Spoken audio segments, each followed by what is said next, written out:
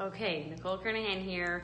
Why do you need to write down your goals in writing? Did you know that when you physically write something with your hands, not text and type, when you physically write something down, it creates thousands more neural pathways.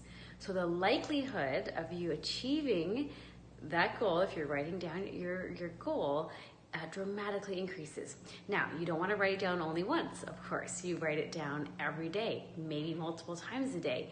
You read it out loud. You read it to yourself in the mirror. But I really wanted to point out the power of physically writing down your goals.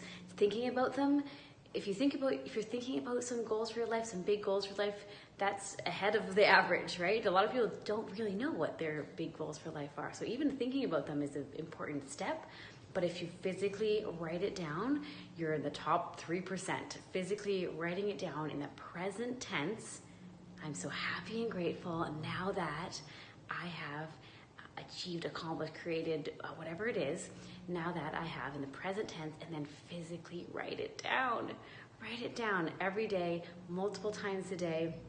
Take a moment to reflect on it, ponder, visualize, really get emotionally attached to it.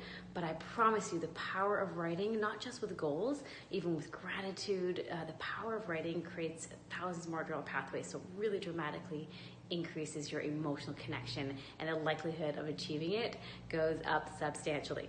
Simple thing, write down your goals with your hands on paper. All right? Have a great day. Talk to you soon.